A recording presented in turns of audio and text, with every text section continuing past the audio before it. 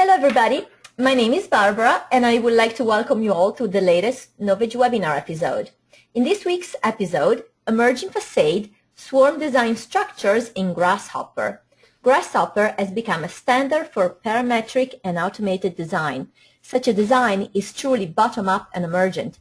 This webinar will demonstrate several ways of utilizing swarm behavior in producing various complex facade structures. Today's presenter, Ian Pernecky, is an architect, programmer, theorist, teacher, and artist based in Bratislava, Slovakia.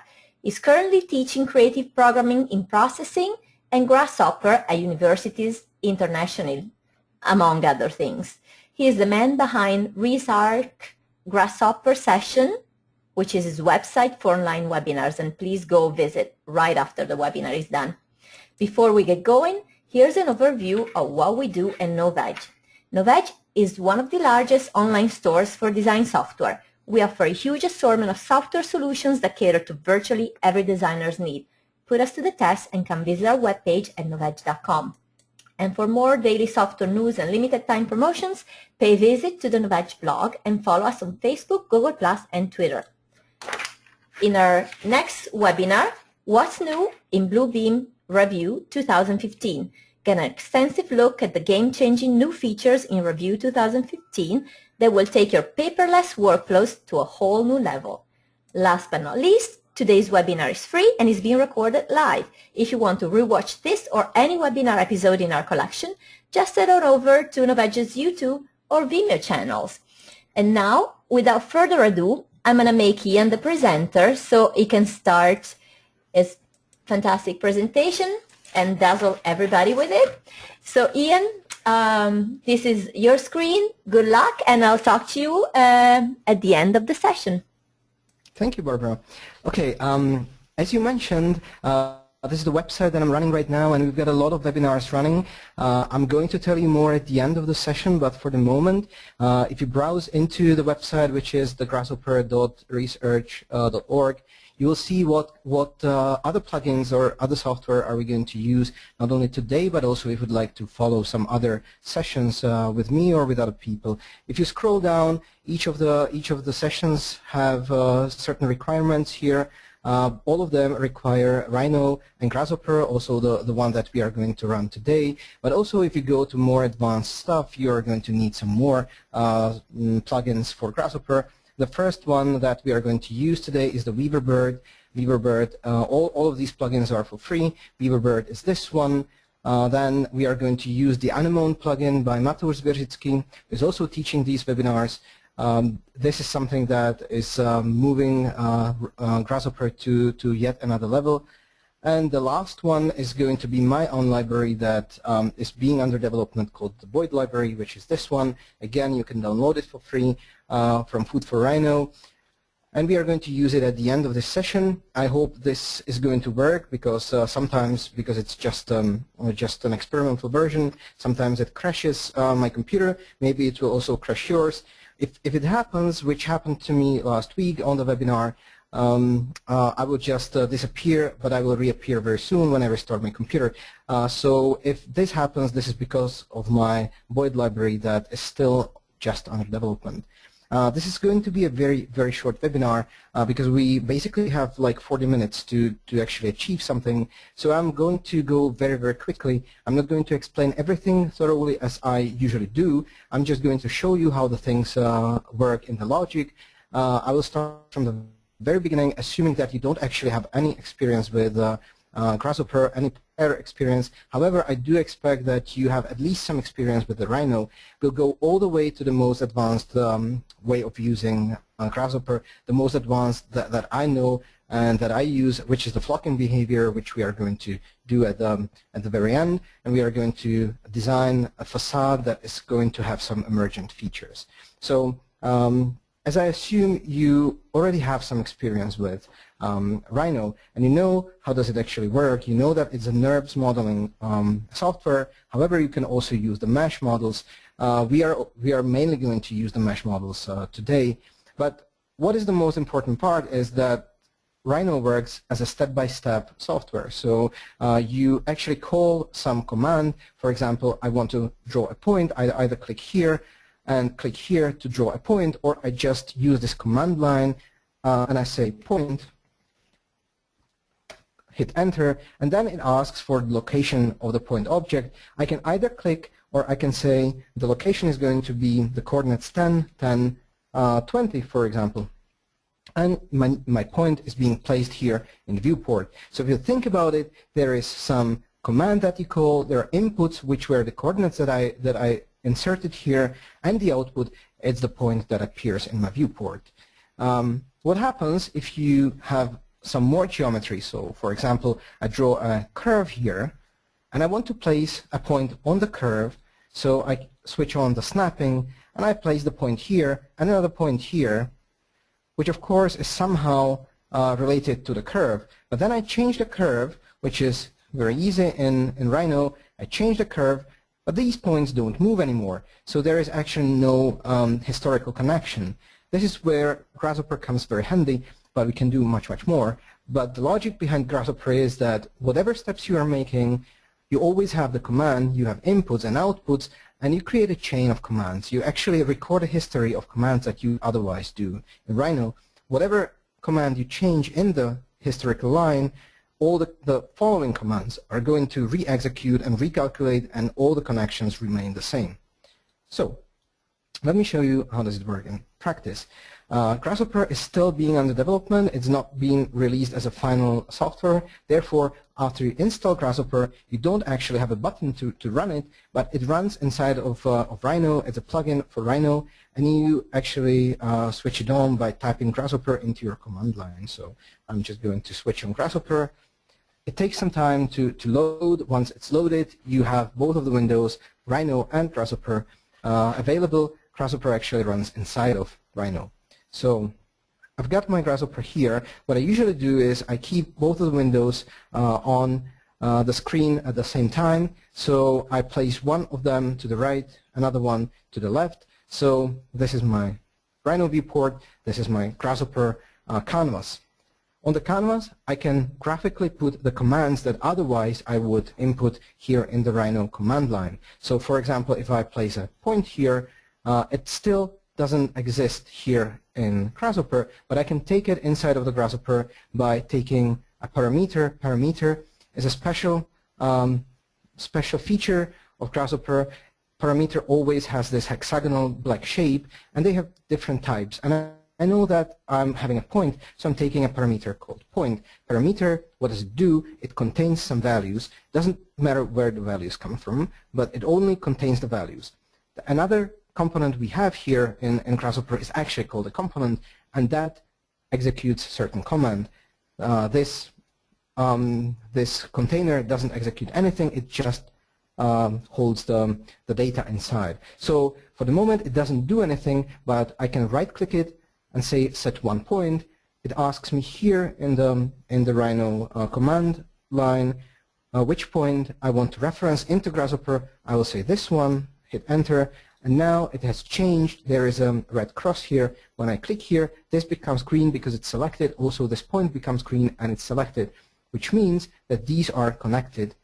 This point, I can change it in Rhino viewport, and it also changes here in Grasshopper. I also can create certain geometry directly in Grasshopper just by finding the component that creates the geometry. For example, to create a point, which is here, I place it here, and you see there is a new point down here. So I've got 2 points now in Grasshopper, but notice that this point that only exists in Grasshopper is a so-called virtual geometry. So it means you cannot actually select it in the Rhino viewport. So when I try to select it, I'm not really able to do that. There are solutions for that, but there is a good reason for not being able to handle the geometry directly in the viewport. You basically have to take Rhino geometry into Grasshopper, then you create some new geometry only virtually in Grasshopper, and then you can take it back to Rhino. I will show you how a little bit later. So for the moment, we've got 2 points, and you see that they look like boxes. There is something that looks like a semicircle. These are pins, and there are some pins on the left side and some pins on the right side. The ones on the left side are the inputs, the ones on the right side are the outputs.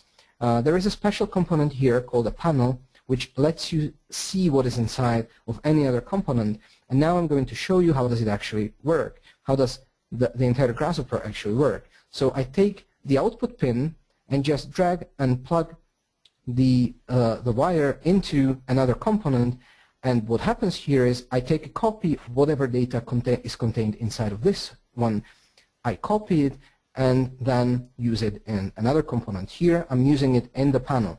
It's very important to remember that you're always copying, you're not actually taking it out of this component, that you're creating a copy based on what actually happens inside. So I see that this one contains one reference point. What this one contains is something that looks like this, and these are coordinates, and I know that these coordinates mean a point, and the point is on the location on coordinates 0, 0, 0. I want to change those because also in the previous example I was placing my point somewhere else. For that I can use something called a slider, and the slider is this one. I'll just place it here. The slider is this one, and I can just plug it here as the x coordinate. Now when I move it, you see that the coordinates of the point are changing, and this point here is slightly changing as well, but I'm only moving between 0 and 1, which is not really that much. So I will double click this slider, and I will change the maximum and minimum values. So the minimum value is going to be minus 100, and the maximum is going to be plus 100. So now when I change the slider, my point is going to move in much broader range. So this is a nice slider for the x coordinate. I want to create a new one. I'm just dragging the component and I hit the Alt, or I can copy paste it, Ctrl+C, Ctrl+V, and plug two more sliders here, and I can change each coordinate separately. And now I'm having 2 points. As I told you, there is a certain dependency chain that I'm creating with Grasshopper, and this chain actually goes like connecting the wires from the right of one component to the left of another component. So the basic thing that we can do is I can create a line between these two components. So this is a component that creates a line, and there are two inputs. One is a point, the beginning point, and the other one is the output point, the end point. And at the output side, there is something called L. When I hover here, you see that the output is going to be a line segment.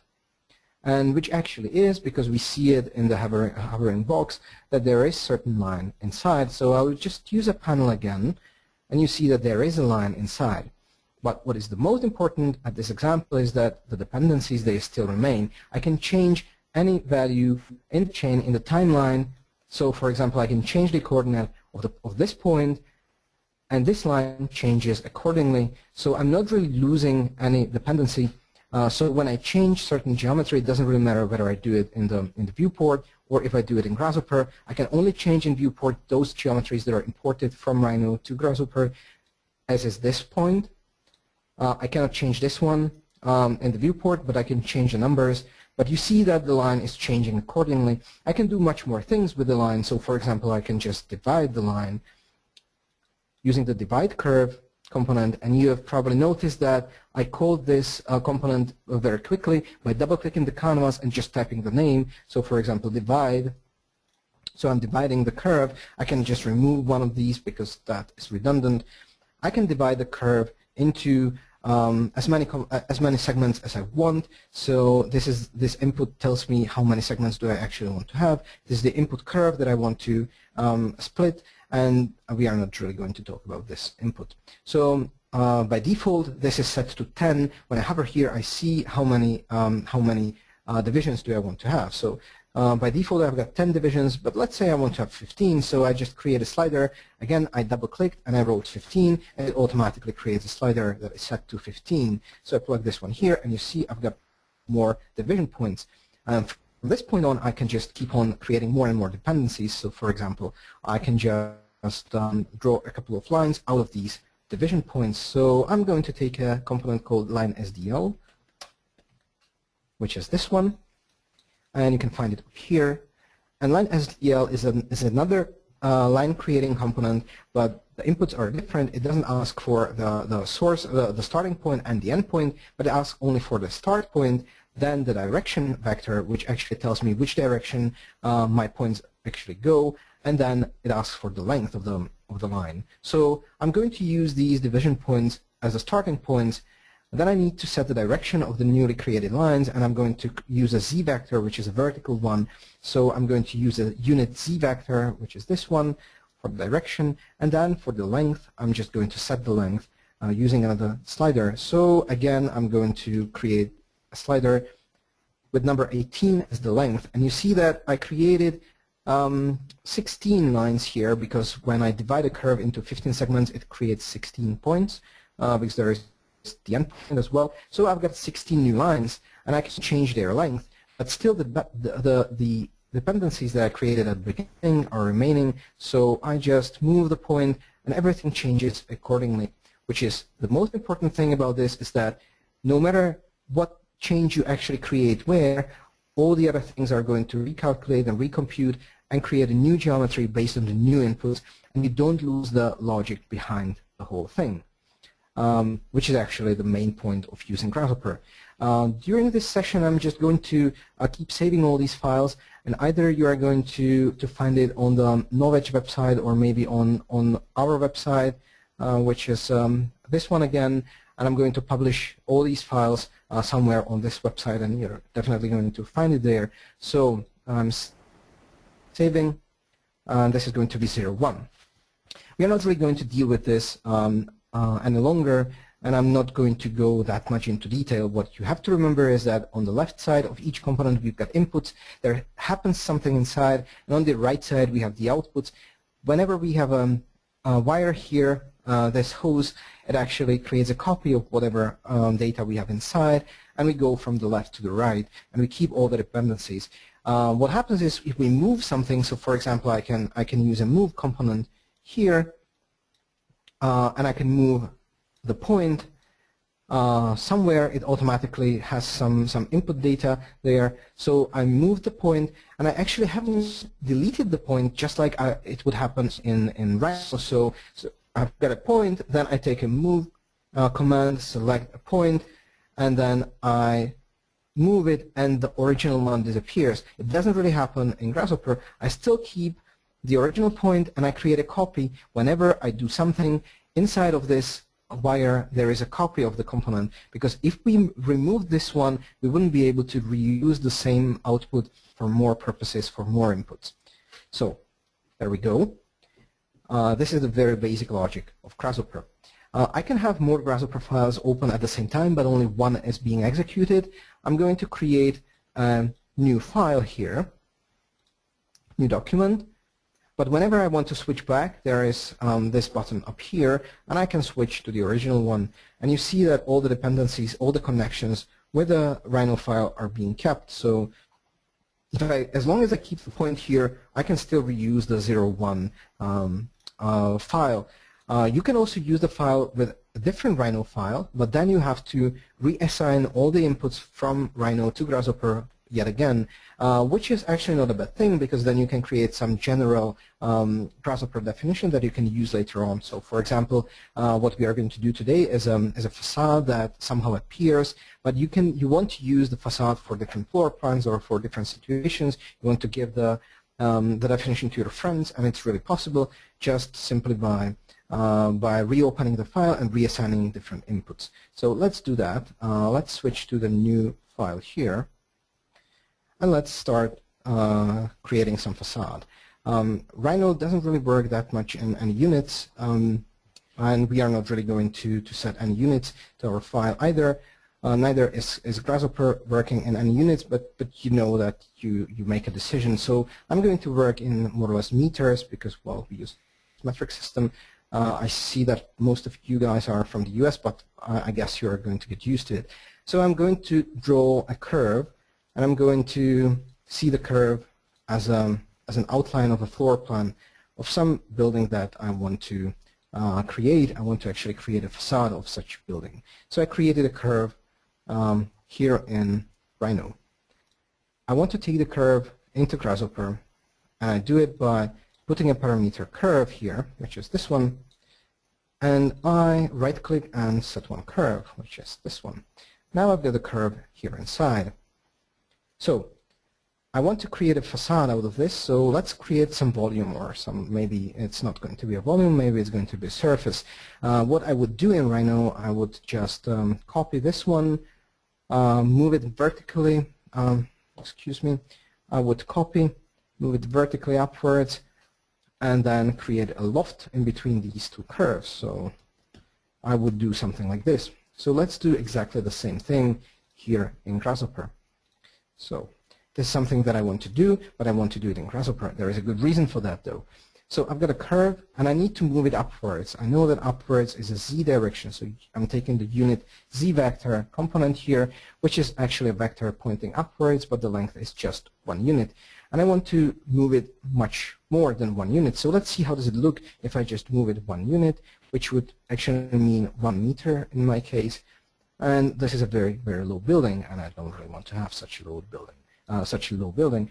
So I need to multiply the z vector several times. So I'm just going to make it a little more sophisticated. Let's say the height of the floor would be 2.9 meters, which actually is something quite reasonable and quite realistic. And I want to have 11 floors, which means that I need to multiply the height of the floor with the number of the floors to actually calculate the height of the entire building. So I would just take a multiplication component, which is placed here in maths in Grasshopper, and I multiply these two numbers, and I get another number, which actually represents the height of the building, which is, in my case, 31.9 meters, which sounds more or less correct. So I plug this one here, which is a factor, a multiplication of the unit vector, and it actually creates a vector that is 33.9 units long, and I just move the other curve upwards that much, which I think is pretty okay. Maybe my plan is a little too large, so if this is 11 floors building, it's really quite large, so I'm just going to make the whole structure smaller right here in Rhino, but you see that everything else remains, all the dependencies, they remained. I just place it somewhere farther from the zero. There's a good reason for that. You will see it just in a moment. And we've got these two curves. Based on these two curves, I can create a surface that is going to connect them. The easiest way of doing that is a ruled surface, which is this one up here. And again, it requires two inputs, which is the first one would be the first curve, the other one would be the second curve. Great, I've got both. This is the original one. The bottom one, you see that it's lit in green. The other one is the red one, which is lit in green right now. And I just plug them like this, and I created the facade between those. Actually, it's just a surface for the moment, and it's not really much. You see that it doesn't really look nice. It is really choppy here and chunky. What I can do is I can improve the viewport quality, which actually slows down my computer a lot, but I can do it nevertheless because we don't have that much geometry. I click here, left click here, and I change the low quality to high quality, and you see that now the surface looks quite nice. There's one seam though, even though it's a loft surface, but this is a Rhino thing. You probably know it from Rhino anyway. Even if you draw a sphere, you always have one seam there, which is actually creating the curve, the surface non-periodic. But anyway, we've got a ruled surface, which is pretty nice, and as you know, the dependencies are always remaining active, so when I change this shape, also everything else is going to change. Okay, I'm going to just keep it like this, and let's see what we can do about it. Of course, we could try to draw the windows, the separate windows here, but let's do it in a much simpler way.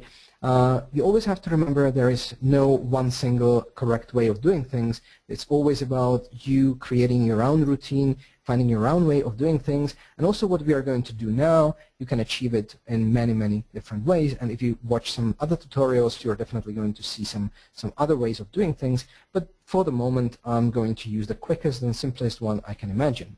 That one is actually called surface mapping.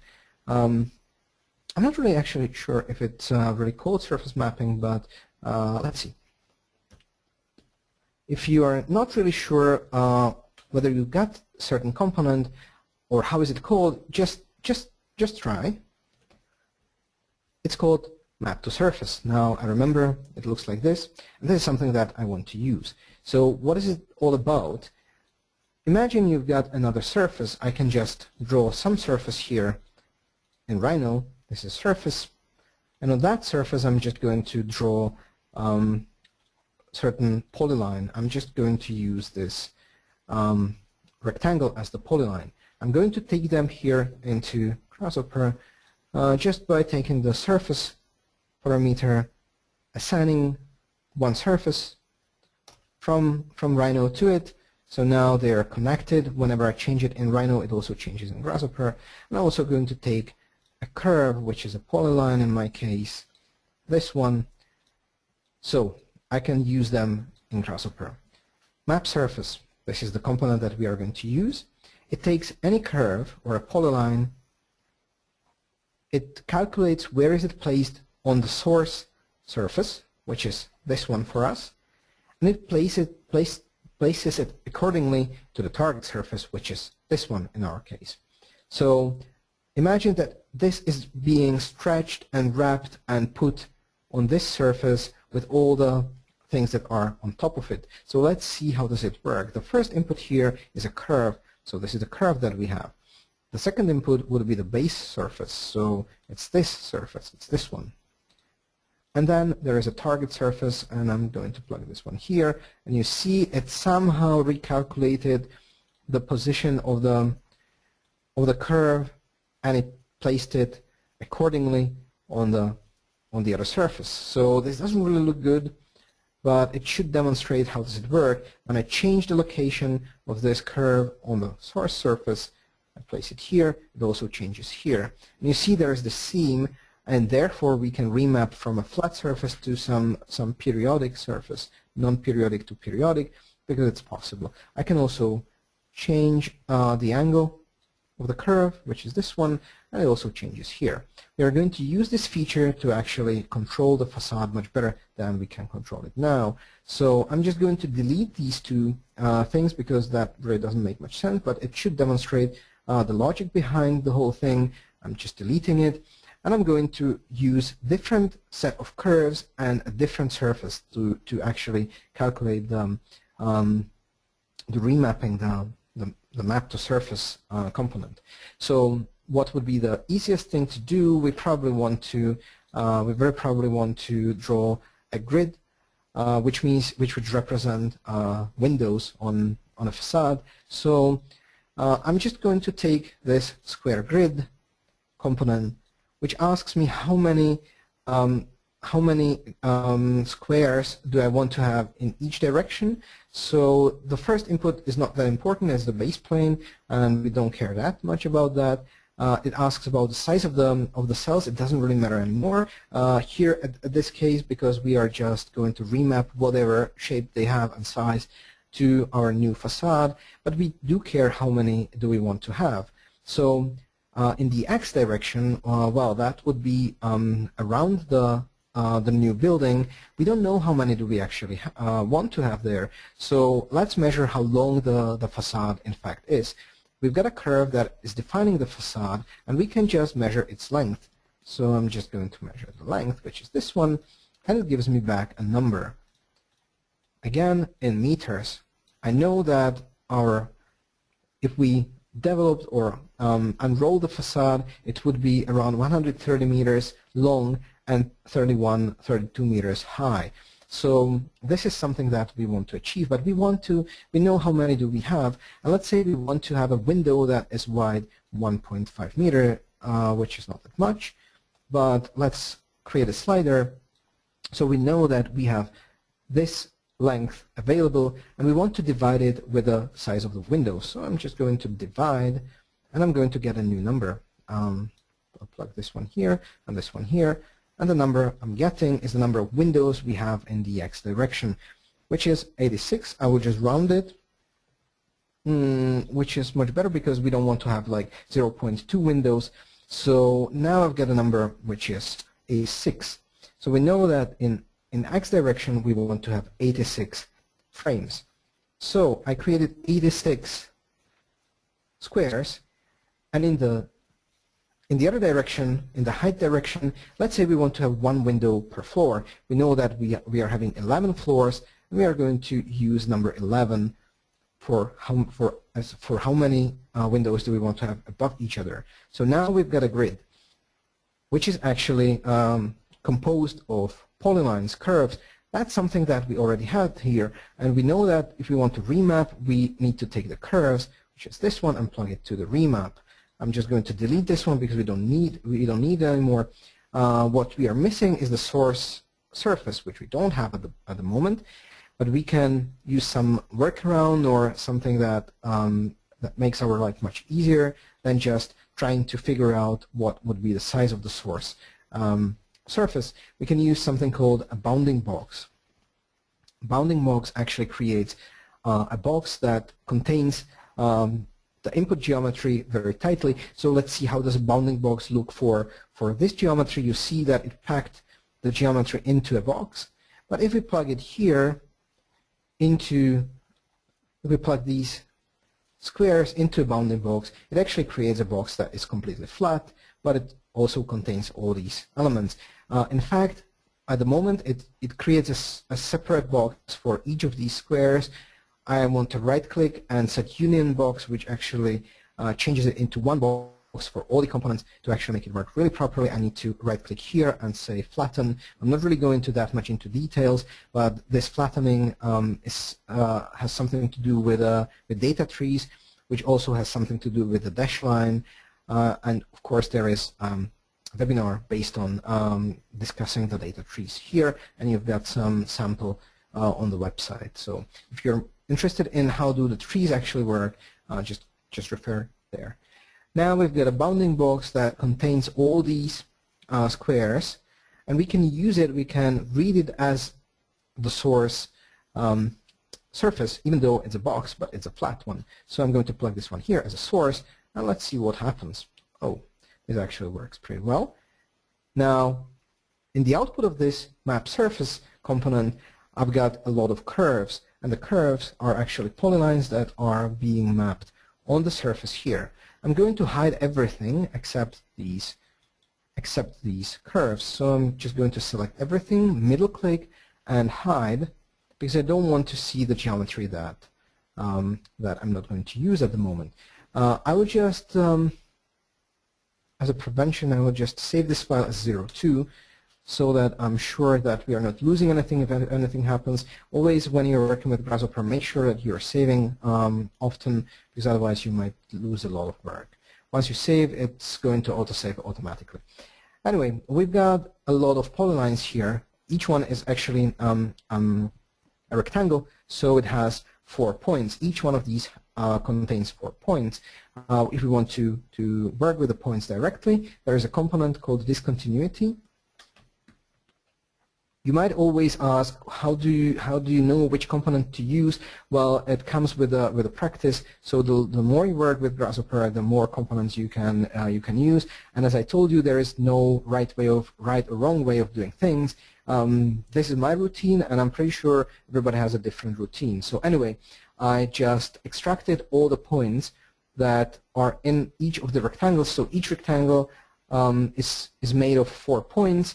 And now I've got a complex structure here, but you see that there is something, there's written n equals 4, which means that I always have quadruplets of points here in this data tree. And I can use those points to actually become points of a newly created mesh.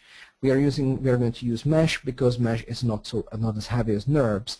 So it makes a lot of sense if you want to use the model for 3D printing or just 3D rendering. It makes sense to use the mesh geometry rather than the NURBS geometry, even though the NURBS is much more precise. Anyway, so I've got the 4 points in each data tree branch, and I'm going to create a mesh construct mesh component, which is this one. And I'm going to plug these points into the vertices, which is the first input. And we don't really have to care that much about the rest. And you see that I created a new geometry here, which actually represents the window panels here. I'm again going to hide everything that I don't need. even though it's hidden, it still actually works. It's not disabled, but it's just invisible. And you see that now I've changed the facade into something that is more faceted, and there is a window for each of these segments. Well, this doesn't really look like a window yet, so again I'm going to save. So let's make it look like a window. That's where the Weaver bird actually comes into the question, and it's this WB tab here, and we already have a couple of components that we are going to use. A Weaver bird is the basic plugin for using the mesh. We are slightly running out of time, so I'm going to go a bit faster. So there is a component called picture frame, and this is something that we really want. So I'm just plugging these mesh faces into the picture frame, and you see that it changes a bit. I'm going to hide this so that you see better, and we are creating a frame here. And there is a lot of inputs, well, actually 3, and this one is referring to the distance, which actually means how thick the frame is going to be. So we usually, this is in percent. I'm going to just change it from percent to, oh no, let's keep it in percent. I'm going to create a slider that goes all the way to 100, but 50 is the maximum, because if you think about it, if you have 50, you go all the way to the middle. So if I change the frame to something like 10, 11%, it creates this kind of geometry. The related component in Weaver bird to this one would be mesh window, which is actually the part that we are missing at the moment. So I'm just going to plug this one here and again reuse it. So now these are the glass parts and these are the frames.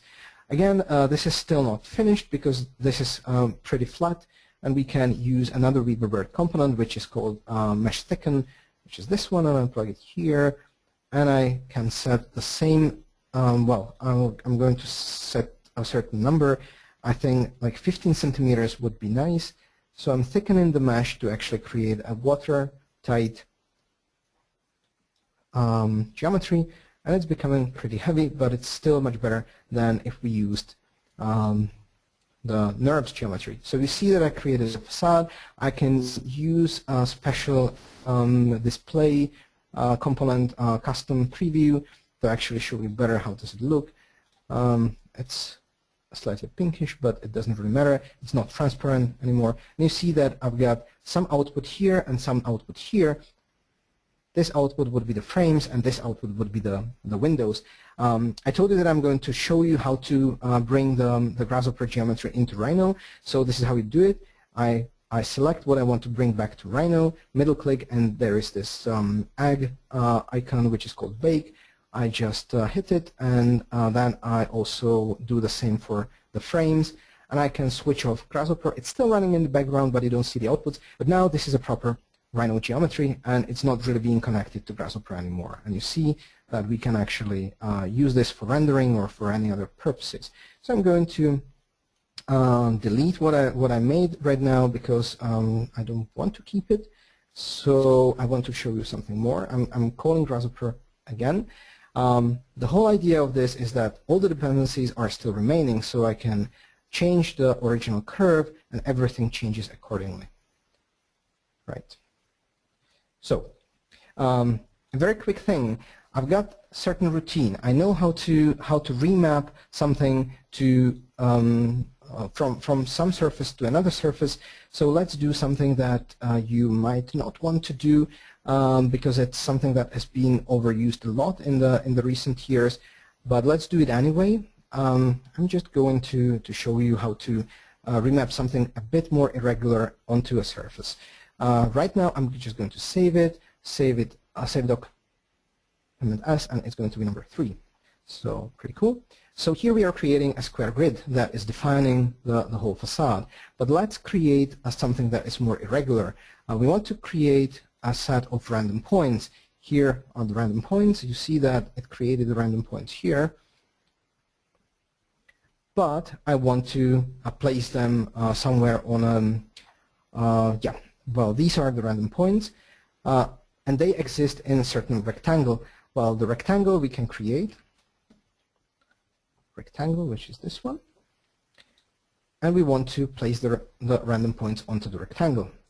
But we can use this rectangle for as a surface that we want to map from this. We want to map these points from this surface onto our surface, onto our facade.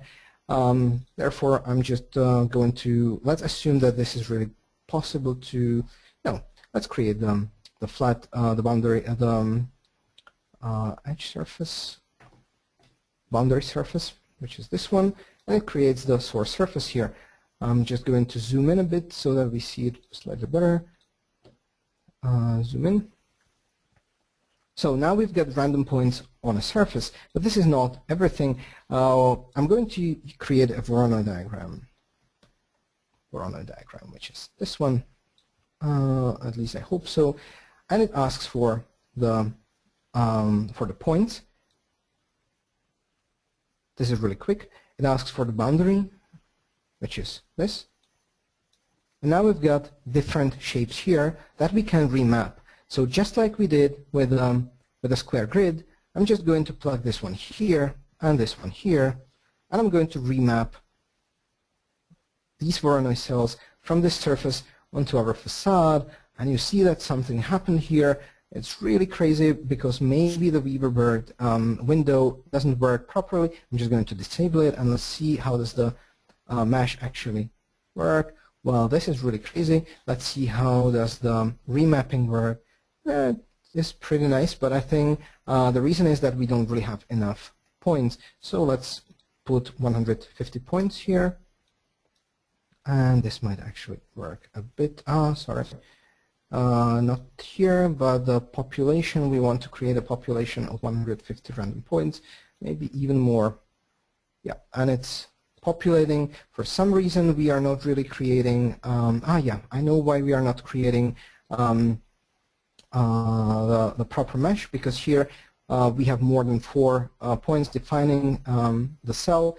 We are going to use a different component for that, which is called a Weaverbird tile, which creates the mesh for us automatically, and I'm going to leave it here. So you see that now we populated this facade with something completely different than before. It originated as a Voronoi surface. If I use way less points, it's really going to create some crazy shape. And I can either bake this one and use it in Rhino, or I can still keep working on it. I can smoothen it just like this. First, I probably have to join the mesh. Join mesh, which creates one mesh only. Now we have a lot of separate meshes, and here I can smoothen it, and you see that the result now is something smooth and different than we usually see. And again, if I change the floor plan, everything changes accordingly. We are more or less running out of time, and we still haven't started what I wanted to show you. I'm going to save this file again, and let's do something really exciting now, something I hope you're going to like, because I'm going to use my own library, and it might happen that my computer crashes a bit, but let's hope not. Let's reuse the same plan that I have here. I'm just going to take it into Grasshopper as a curve, set one curve. I'm going to subdivide it just like I did before, divide curve. So I'm going to create some points here. I don't really care that much about the dimensions here, but I think these are not enough points, so I'm going to create more than 10, maybe 15, maybe slightly more. Okay. Now I'm going to draw vertical lines from these points. So I'm going to reuse these points, and I'm going to draw a vertical, which is a vector, unit vector z, and I want to make them really long. So let's say 100 meters. Okay, this is not the building that we are going to design, but this is some helper geometry that I'm going to use. Now, what is all the swarm behavior about? You can actually use Grasshopper for certain simulations. These are bio-inspired simulations, so now we are going to create a lot of elements or creatures, beings that have certain behaviors and can do something, can pretend to be, for example, some insects or birds or fish. This is called flocking or swarming, and they are going to move somehow. To actually achieve a motion, we need to use Anemone, which is a great plugin made by Mateusz Wierzicki, who is going to teach another webinar from our series this Saturday. You're very welcome to join. Anyway, let's see what it does. It actually has two main components, and whatever happens inside of these components happens perpetually or in iterations.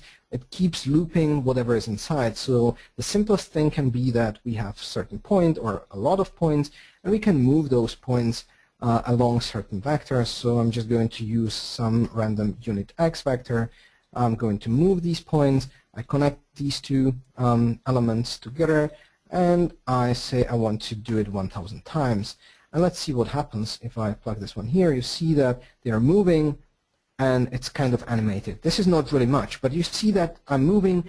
Whatever happens, I take these original points, I move them, then I return them, then they come back to this component, and the new position is going to be moved again and again and again. And this is not much really, because it's now moving in one direction, and now we lost it. So what we can do is we can generate a separate random vector for the motion for each of these components. So I know that I'm having 27 points here, so I create 27 random vectors. This is already my library. I create a random vector component, and I'm going to move each of these points along a random vector. So let's restart it, and you see that now each one is moving different direction. This looks a bit better. What we can do though, we can record the output, record data. I'm just going to do a couple of adjustments to make sure everything works properly. I'm going to flatten here and simplify here, and I'll draw a polyline at the end and flip matrix. Again, this is something that I'm going to explain, or I'm explaining in our thorough webinars, but let's see what is the result. I'm actually drawing a trail of each of these points moving, but they are still moving in one direction. This is not really so good. So let's loop these points slightly more. But actually, I don't want to loop these points. I want to create other points that are going to do something more interesting for us. So I'm going to generate, I will pause this because it's slowing down my computer. Maybe you don't hear me properly. But I'm going to create more points here, and I'm going to distribute them randomly along the curve. So I'm not really going to use divide now, but for it would be too long to explain, but I'm going to evaluate the curve, and I'm going to evaluate it on random positions, and I'm going to have a lot of those random positions. So let's say I want to have 30 random positions, but I'm going to get less of these vertical lines. So I'm generating 30 random numbers. I'm going to reparameterize this curve so that I can use numbers between 0 and 1 to actually to use them as an evaluation parameters. So I've got a lot of random points here. Well, actually 30 random points. And I want to loop these random points, and I don't want to move them along a random vector, but I want to move them along some logical vector. So what is going to be the logical vector? I'm just going to add more loopback data here. Again, we are explaining this much more thoroughly with Mateusz and Mike in our webinars. But anyway, let's create random vectors. That are these many random vectors for starters, and again, we can move them along those random vectors, and let's see what happens if we do it like this. This is running random vectors.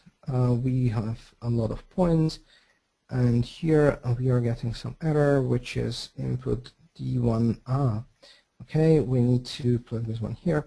And again, you see that we are moving along random vectors, but these are random. I don't want to have random vectors to move along. Therefore, I create a swarm behavior library, which is called the Boid, and we can do a couple of things. So we can take our random points and we can make them revolve around these vertical lines that we have here. To make sure that they are going to do something interesting. Well, anyway, let's try what the Revolve is going to do. There is a Revolve component, and it asks for the current locations of the points, the current motion vector of the points, it asks for the reference geometry, which is this one. Let's hope this is going to work, because as I told you, it might actually crash my computer. To make sure, I'm just going to put the line into a curve component, and this is an angle that it revolves around, and this is the search distance. So now each of the points is going to find the closest geometry, and it's going to revolve around it. So let's move the point now around the revolutionary position vector, and let's see what happens if we restart this. So I'm just going to restart this, and let's see what happens. Repeat this many times, and you see that these points are actually now moving around these vertical lines. They're moving really slowly and still in one plane. We want them to actually move upwards along these points, so we not only move them along the vector that we created using the revolution, we also want to move them vertically upwards. So I'm just going to use the unit z vector, and I'm going to move them not only along this one, but also along this vector. So I'm just going to add these vectors together, which is the plus I cannot find. Okay, this is one vector that holds the revolution. The other vector is moving the elements upwards. It's probably going too fast. I'm just going to slow it down a lot and restart. And let's see what happens. So now we are moving around these lines, but also upwards. So you see that each of these points are going to create a spiral around the vertical lines. We already have something that is growing and doing something that is more complex than what we would be able to do otherwise. So, but this is still very simple. We can add more behavior to these points, because still it's not a swarm that is doing something. But let's actually assume that we want to actually make them come closer to these vertical lines. So there is a special component called stick to geometry, and again it requires the current positions, it requires the geometry that it should stick to, and then the search distance, and I just want to plug it here as another force that is moving our points along the time, and let's see what happens. You see that it now also moves towards these lines. I'm going to hide the vertical lines so that we can see it better. It's also here. And you see now that they merged to these vertical lines. Well, they merged too fast. There is this multiplication that actually can slow it down, just like we slowed down the vertical motion. So I'm just going to slow this much lower down, and let's restart and let's see what happens. So now they are moving vertically, they're revolving around, but they're also trying to align to the existing geometry, which is now hidden, but those are the vertical lines. Well, again, it happened way too fast, so let's just slow it down a bit again, and I'm going to restart again. So there's something finally happening, but what I don't like is that when they come really close to the curve, they are going to merge together. So at the end, we are just going to have a vertical line, which means that these points are actually on each other. They are not actually keeping any distance. There is a special component for that, which is called Repulse. So I'm just going to plug these points into the Repulse, and here again, also the motion vectors. I'm just going to plug this one here for a reason that I'm going to explain some other time. And again, I'm going to say how far from each other they should be. Let's say half a meter. This is how far they should be, and they should also move far from each other quite slowly. Let's see what happens. This might actually create some dirt geometry, which is not smooth, like it's going to be shattered, but let's see. I'm just going to plug this here, and now the points should also keep far from each other, 0.5 meters far from each other. They never should actually come closer to each other, which keeps them separate. Okay, there is still a lot of components that we can use. We can actually try to keep them together even though they are separated, but still we want them to create one flock or one group of elements. So I'm just going to calculate a vector that also keeps them together, not only keeps them separate. But again, we don't really want to overdo it, so I'm just going to set it to some low value and add it to the motion vectors. And here, I'm just going to plug this one here. Oh, and then they are really coming. Maybe I just, yeah, this is what I've done. I made a mistake here, but you see that, again, we got something really nice, something really unusual. And, okay. I'm going to restart it because I made a mistake there. But you see that something is happening. Now they are sticking to each other way too fast, and we lost the original shape of the facade. But maybe we should just do it by lowering the adhesion. And now they stick to the geometry much more than they stick to each other. So when I restart, you see that something is emerging and something is something is happening here. This is something that you have to play with a lot, and maybe it's going to take some time, and it probably needs some time to learn how does it work. I just wanted to show you that you can do much more than some pre-calculated simple logic and simple geometry, and those outputs can be pretty exciting. I'm not sure myself what comes out of this, but this is what I like about it, that something is going to merge, something is going to happen, and you still can influence a lot of things. You can influence the forces that are inside. You can influence the reference geometry, which is in our case now the plan or the footprint, and then also some vertical lines that we have there, also their density and other things. I'm just going to show you real quick my portfolio of the things that I created, mainly using the Anemone and the flocking library that I made. I've got a PDF file that I'm just going to put on this screen. Hope you're going to see it well. So these are things that I created using Grasshopper and the Anemone and Boid library, and also some other plugins as well.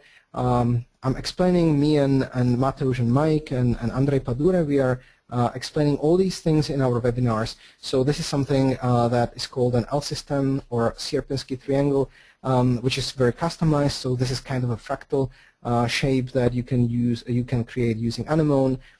These are just teasers for the workshops, but each webinar that we are making is focused on something, and you see that the geometry that we created here is actually representing what you're going to learn there. So here, this was the very first demo, just like the one I've shown you right now, and this is something that you are able to do. Also, when you play with the lists and create some more complex surfaces, you can achieve something like this.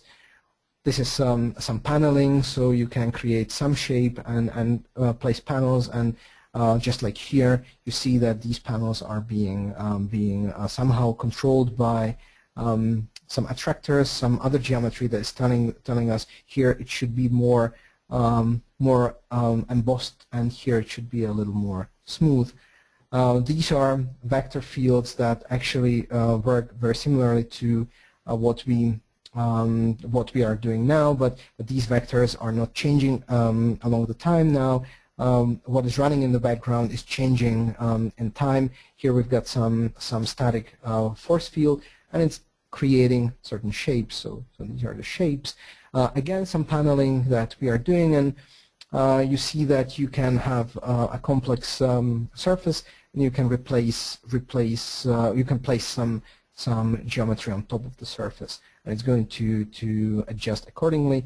And finally, we are now in the loops, which is done with the Anemone, and this is some growth that is based on certain logic, which is different than the one that I've shown you, but you can create shapes that you wouldn't be able to create otherwise. These were my older experiments when I was trying to wrap geometry into some metaballs-based mesh surfaces, and also the geometry that is in the background is somehow related to is somehow generated using the anemone. So in an iterative, repetitive way, the curves were aligning to each other, creating these kind of shapes. Again, you can do really complex things with anemone. So this is just aggregation. This actually works. The logic behind this is very simple. You just create a couple of lines, and then you try to connect those lines with a short stick, actually, which is another line. So you're just placing a random stick that starts and ends on one of these three lines that you have there. You just measure if it's properly long, and if it is, then you keep it. Otherwise, you just throw it away. If you keep it, you don't have 3 lines. You have already 4 lines. And again, you're just looking for a random line that lays on those 4 lines, and you keep adding, keep aggregating, and this is something that happens. If you don't use lines but curves, this is what happens. Again, I started with 3 or 4 curves, and I kept adding. This is another thing. This is called a cellular automaton. This one is a game of life, which is again some autonomous complex system. There is some logic behind, and these are animation steps, and again rendered differently. Let's have a look at another page. This is called diffusion limited aggregation. I started with a sphere, but and I randomly kept extruding the sphere, or actually adding more elements to the sphere. And this is what happened. I actually didn't know that it's got legs and maybe a lot of arms, and it looks a bit like a creature. I didn't know that it's that thing, but this happened based on the logic that you embed into the Grasshopper definition. This is something more complex. If you do what I was trying to do in the background with the Boids, with the swarm behavior in the background, but you see that something happens, something that I actually wouldn't design myself, but yeah, it looks quite interesting, and you can also use the same logic as I did before here, just to wrap some geometry around. But if you do it properly, this is what comes out of it. So these are just renderings, and you see that you can just create a couple of lines that are non-random, but they are somehow winding around each other. And if you wrap it into some geometry, this is what comes out of it. This already looks a bit like a jewelry. This is a ring that I designed, and it's been 3D printed. These are not the 3D prints, but it looks very similar, and it has a lot of detail, and you can see that there is a lot of detail. And again, it was created by the swarm behavior that was completely based on the library that I made. These are just a couple of experiments. The top one is just some terrain creation that, well, we don't really have to go into it, but again, it has certain steps, and it keeps adding stuff. It's actually the same as this one. Again, this is growing somehow. It's growing in a certain direction, and here I just extruded it into verticality. This one is the proper Sierpinski triangle, which is actually the same definition as that created this one. Only the inputs that we have here. Here you see that there is only one input, which is this one coming from Rhino. So again, if you just change from this input to something else, using the very same definition, you get something like this. And this is the last picture that I want to show you. This is again limited diffusion aggregation, just like the creature made from the sphere. Again, if you just change a couple of parameters in Grasshopper, this is what comes out of it. So it's similar yet different. Let me just have a little commercial announcement here. If you are interested in what I was doing today for more than an hour now, just look at this website, which is grasshopper.rese-arch.org, and there is a lot of pre-recorded videos that explain all these things very thoroughly, and they all have 3 or 2 hours. So at the moment, we've got 9 videos that you can watch. That's one thing. Another thing is that I really like this interactive and live way of explaining things, so that you can ask during our sessions. You always can ask whenever you want. And the next one we are going to have is on these things that I've been showing you at the moment. with Mateusz Wierzycki himself. He's the guy who actually created the Anemone plugin that allows for these iterative things, and he's going to teach this Saturday. You are going to see the time in your time zone. When is it going to happen? There are 2 sessions. They both should be, you're probably going to find the one that suits you the best. I think we are covering the entire world. In case the time is not really proper for you, just scroll down and send me a message here on the website. You can, you can reach me here on the website. Just send me an email, and I'm going to reply to you, and maybe we can reschedule it. If there is enough of you, we can reschedule it to your time zone properly. So these are the webinars that are still going to come, and there is a lot of videos that are available from the previous webinars, and we are covering these things that are represented in the pictures here. So that's it, and I think if you have any questions, I will be happy to reply. Yes, Ian, that was great. Thank you. There's questions and there's also great feedback, like, so cool, wow, amazing. So thank you so much. Yeah, keep going. Yes, the first question is, which method is better for controlling facade? Map surf or bounding box thing and morphing? The question probably goes to something called mesh morph or morph boxes. It's up to you more or less. What you can do is we have used the mesh. Let me switch. Oh, I forgot to say this one. Good to know. What we've done before here. We've been mapping surface. That's what we've been doing before, which is this one.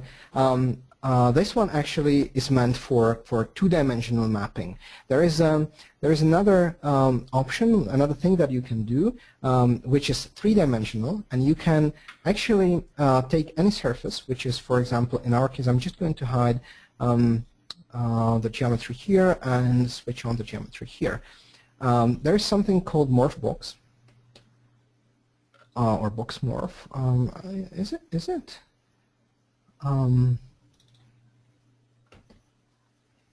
Surface box morph. This is the component that actually executes that thing. It's the surface box. That's what I was looking for. You can actually create on top of a surface. You can create boxes that are being deformed in the way the surface is deformed. So this one is actually goes straight upwards, but if we created something that let's just rotate a bit. I know that we are using more time, but let's just take some time. I hope you wouldn't mind. So I'm just going to find the center of this curve. This is the top curve that we are having here. This is the top curve, and I'm going to rotate the top curve around its center.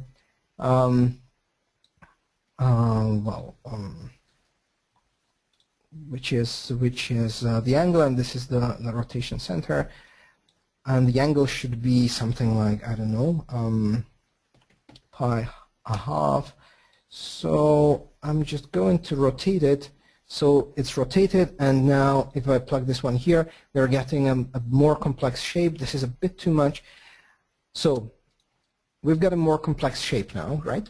And the question was, how can we actually, this would actually still work. So whatever we have here, you still see that we are still remapping a flat curve on a flat surface or non-flat surface. But let's map something that is 3-dimensional. We first need to divide the surface into isotrim. We need to we need to chop or slice the surface into smaller surfaces. But that, well, this is a bit more complex. But the thing is that we are going to dividing the domain. Whatever it means, but we are think of it as of splitting the surface into a lot of smaller surfaces. Now I'm just going to place this here, and you see that it created a couple of boxes. Let's call them boxes, and they have certain depth. And now these are three-dimensional. So just like we were remapping from one surface to another, let's remap from one box to another. The easiest thing that we can do is let's just, I don't know, let's just draw some mesh geometry here in Rhino. Maybe, well, let's see what we can actually do out of that. Let's do a mesh. Let's do a mesh sphere. Mesh sphere. I just want to make this simple and quick. Mesh is easy to handle, so I'm just going to take this mesh to Rhino. Mesh. Right click, set one mesh. I'm going to, this is not what I want to do. I create a bounding box. A bounding box which is actually wrapping any geometry into a box. And now just with the same logic, we are going to squeeze and morph and replace this sphere from this box into these boxes that are completely like skewed and changed. So we are going to take the geometry from the source box into the target boxes. And you see that this doesn't really look good because I used some sphere, but you see that what you do here, I'm just going to hide everything else. We just squeezed and placed the spheres on the surface, and well, they change their position and shape according to the surface that we placed it on. I'm going to save this as another file, so this is going to be 05. If you used something more sensible, if you used some open mesh, so let's say a pyramid without the bottom, it would actually create like spikes on the surface. I'm just too lazy to create a pyramid without the bottom. Then if you have the spikes on the surface, you can just weld them, which is the mesh join, and you can smoothen them. What comes out of it would be something like this, for example, or this. This would be the result of that. So the question, which one is better, it all depends on what you want to achieve. If you want to have something spatial, it would be quite smart to use the morph boxes. If you want something flat, then just like I did here, use the map surface map. I keep forgetting map surface, map to surface, map to surface. So they are. It's not one or another. It's just what you prefer doing. So I hope this answers the question. Thank you, Ian. I think so extensively. Okay. Any other questions? I think there's a few more questions, but we're running out of time. So I have one question. Yeah. Can we get these grasshopper files? Absolutely. Yes. Absolutely. I'm going to place them on this website. It's going to be somewhere here, maybe yeah, here at the webinar or somewhere. There's going to be a link. So if you scroll down a bit, there's webinars, and I'm going to place the Novedge webinar files here, and you're going to find the files here, or search the website. I'm not sure graphically, but there's going to be a zip package that you can download, and also going to send it to you. Maybe you can distribute it across the people yourself. That would be great. Thank you. What a treat. And I'm sure everybody will storm to your website right after this is over. Well, thank you so much. I hope so too. Let us know. So thank you so much. I am so sad to take away the screen from you now because my screen doesn't look so stunning. But I wanted to thank everybody for attending the webinar. And also, I want to remind you to visit our webpage at novedge.com and check out Rhino because Novedge is the best way to buy design software online, and we have amazing prices. For information on the latest specials and new releases, join the Novedge network on Facebook, Google+, or Twitter, and subscribe to the Novedge blog. The upcoming webinar next week will be on Bluebeam Review 2015. Bluebeam Review is almost here, so get to know the game-changing new features and take your paperless workflows to a whole new level. And to rewatch today's webinar or previous ones, check out our Novedge YouTube and Vimeo channels. Our webinar playlist has webinars for every software taste, and this very webinar will be uploaded very soon. Give me a couple of hours to get everything straightened up. Thanks again for joining us, and have a wonderful day. Thank you so much, Ian. You rocked it, and everybody was very impressed with your images and the swarming. That was really stunning. Thank you. Looking Thank you very much. It was my pleasure. Looking forward to more webinars with you. Bye, everyone, and have a great end of the day. Bye-bye. Bye-bye.